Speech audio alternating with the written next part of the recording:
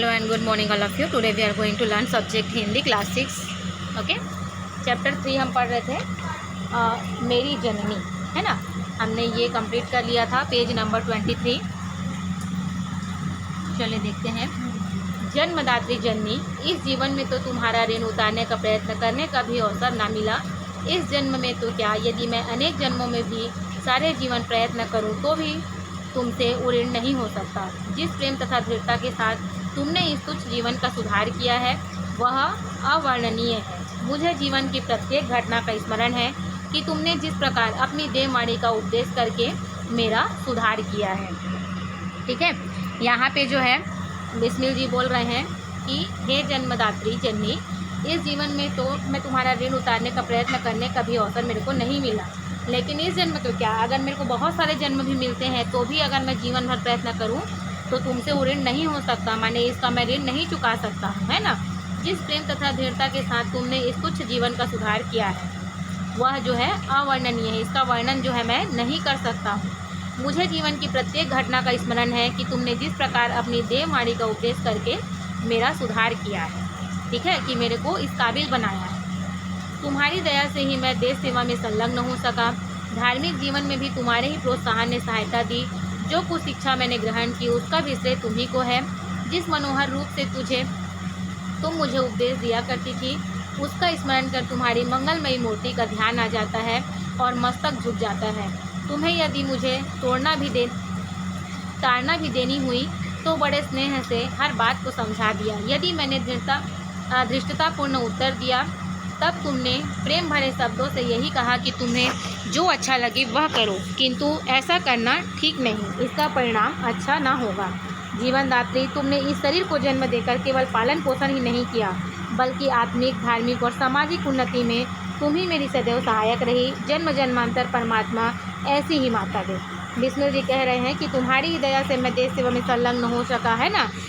आपने ही मुझे धार्मिक जीवन के बारे में भी आपने मुझे प्रोत्साहन दिया और मेरी सहायता की, और जो कुछ मैंने शिक्षा ग्रहण की वो आप ही के द्वारा करी है। आपके श्रेय, उसका पूरा श्रेय जो है क्या है, आपको जाता है। मैंने अपनी माता को बोल रहे हैं कि इसका पूरा श्रेय आपको जाता है। जिस मनोहर रूप से वो उपदेश दिया करती थी वो आज मैं स्मरण करता हूँ तो उनकी मंगलमय मूर्ति जो है आपका जो है मेरे को क्या हो जाता है, ध्यान आ जाता है, मुझे आपकी याद आ जाती है और मस्तक जो है अपने आप खुद ब खुद जो है उस मंगलमय मूर्ति के सामने झुक जाता है। यदि तुम मुझे ताड़ना भी देनी हुई, यदि तुम मुझे ताड़ना भी मैंने डांटना भी चाहती थी तो क्या है, बहुत स्नेह से हर बात को समझा दिया करती थी। लेकिन कभी यदि मैं धृष्टता भी करता था, मतलब मैं कड़े शब्दों से बोलता था या जिस चीज़ को नहीं मानना रहता था उस चीज़ के लिए बोलता था तो तुम बहुत प्रेम भरे शब्दों से मुझे ये कहती थी कि जो तुम्हें अच्छा लगे वो तुम करो, लेकिन ऐसा अगर करोगे तो इसका परिणाम जो है क्या होगा, ठीक नहीं होगा, ऐसा करना उचित नहीं है। जीवनदात्री, तुमने इस शरीर को जन्म देकर केवल पालन पोषण ही नहीं किया बल्कि जो है मुझे आत्मिक, धार्मिक और सामाजिक उन्नति में तुम ही मेरी सदैव सहायक रही हो। जन्म जन्मांतर परमात्मा मुझे ऐसी ही माता दे, आप ही को दे। महान से महान संकट में भी तुमने मुझे अधीर नहीं होने दिया। सदैव अपनी प्रेम भरी वाणी को सुनाते हुए मुझे सांत्वना देती रही। तुम्हारी दया की छाया में मैंने अपने जीवन भर में कोई कष्ट अनुभव ना किया।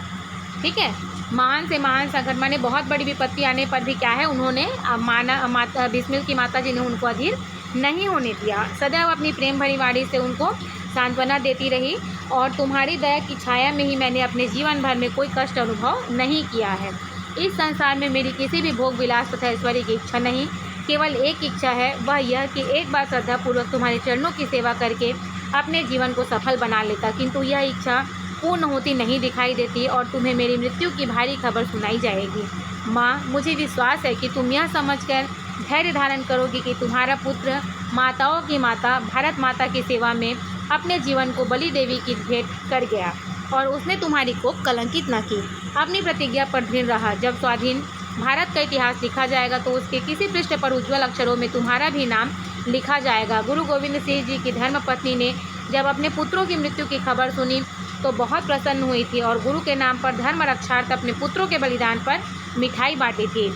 जन्मदात्री, वर दो कि अंतिम समय भी मेरा हृदय किसी प्रकार विचलित न हो और तुम्हारे चरण कमलों को प्रणाम कर मैं परमात्मा का स्मरण करता हुआ शरीर त्याग करूँ। जो बिस्मिल जी हैं वो अपनी माता को बोल रहे हैं कि इस संसार में मेरी किसी भी भोग विलास और ऐश्वर्य की इच्छा नहीं है, मुझे किसी भी संपत्ति की इच्छा नहीं है, सिर्फ एक ही इच्छा है कि एक बार मैं श्रद्धापूर्वक तुम्हारे चरणों की सेवा कर पाता और अपना जीवन जो है क्या करता, सफल बना पाता। लेकिन यह इच्छा जो है पूर्ण होती दिखाई नहीं देती है, क्योंकि तुमको मेरी मृत्यु की खबर जो है सुनाई जाएंगी, है ना।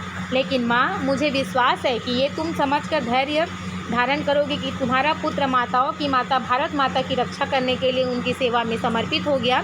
तुम्हारे को उसने कलंकित न की और अपनी प्रतिज्ञा पर जो है वो दृढ़ रहा। जब स्वाधीन भारत का इतिहास लिखा जाएगा तो उसके किसी पृष्ठ पर उज्ज्वल अक्षरों में जो है तुम्हारा भी नाम लिखा जाएगा। गुरु गोविंद सिंह की धर्मपत्नी, गुरु गोविंद सिंह जी के बारे में बताया जा रहा है कि उनकी धर्मपत्नी थी। जब अपने पुत्रों की मृत्यु की खबर सुनी तो बहुत प्रसन्न हुई थी और गुरु के नाम पर धर्म यथार्थ रक्षार्थ अपने पुत्रों के बलिदान पर जो है उन्होंने मिठाई बांटी थी, है ना। हे जन्मदात्री, वर दो कि अंतिम समय पर भी मेरा हृदय किसी प्रकार जो है विचलित ना हो, मेरा मन अडिग ना हो और तुम्हारे चरण कमलों को प्रणाम कर मैं परमात्मा का स्मरण करता हुआ शरीर को त्याग सकूं। ठीक है, ये राम प्रसाद बिस्मिल जी ने जो है अपनी आत्मकथा लिखी हुई है।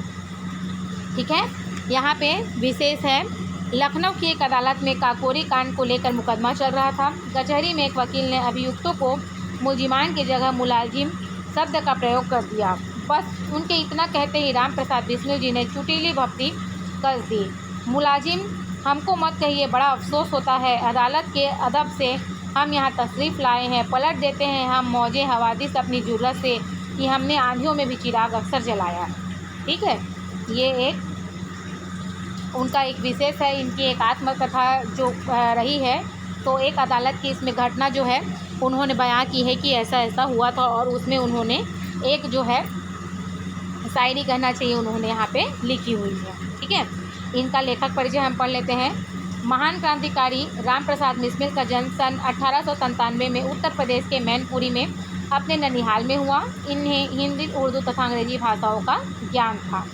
ठीक है, महान क्रांतिकारी राम प्रसाद बिस्मिल जी का जन्म जो है सन 1897 में उत्तर प्रदेश के मैनपुरी में अपने ननिहाल में हुआ। इन्हें हिंदी, उर्दू तथा अंग्रेजी भाषाओं का ज्ञान था। देश के स्वतंत्रता संग्राम में बिस्मिल जी ने महत्वपूर्ण भूमिका निभाई है। बिस्मिल जी मैनपुरी षड्यंत्र कांड तथा काकोरी कांड के लिए विशेष रूप से जाने जाते हैं। मैनपुरी षड्यंत्र कांड के लिए ब्रिटिश पुलिस उन्हें खोज रही थी। क्रांतिकारियों को अपना मिशन पूरा करने के लिए धन की आवश्यकता थी। उन्होंने अंग्रेज सरकार का धन लूटने की योजना बनाई। उनके नेता थे राम प्रसाद बिस्मिल। 9 अगस्त 1925 को सहारनपुर में लखनऊ यात्री गाड़ी से जाने वाले सरकारी खजाने को काकोरी नामक स्टेशन पर लूट लिया गया, किंतु बिस्मिल जी तथा उनके साथियों को गिरफ्तार कर लिया गया। मुकदमा चला और 4 क्रांतिकारियों को फांसी की सज़ा मिली। बिस्मिल जी ने हंसते हंसते फांसी का फंदा गले में डाला। अपनी अंतिम इच्छा व्यक्त करते हुए कहा, मैं ब्रिटिश साम्राज्य का नाश चाहता हूँ। राम प्रसाद बिस्मिल जी की आत्मकथा दिसंबर 1927 ईस्वी में गोरखपुर जेल में लिखी गई थी। ठीक है, ये उनका जो है एक संक्षिप्त छोटा सा लेखक परिचय है राम प्रसाद बिस्मिल जी के बारे में कि उन्होंने किस तरीके से ब्रिटिश साम्राज्य को ख़त्म करने के लिए जो योजनाएं रची और जिनकी वजह से वे जेल गए और अंतिम में जो है उन्होंने अपनी आत्मकथा दिसंबर 1927 में गोरखपुर जेल में लिखी और जो है इनको फांसी की सज़ा दे दी गई और ये हंसते हंसते जो है फांसी पर झूल गए। ठीक है, आई होप आपको ये पार्ट समझ में आ गया होगा। एक बार आप इसको घर पर अच्छे से रीड कर लिएगा। फर्स्ट और सेकंड पार्ट दोनों जब आप देखेंगे तो आपको इजीली ये पार्ट समझ में आ जाएगा। ओके, अभी के लिए थैंक यू।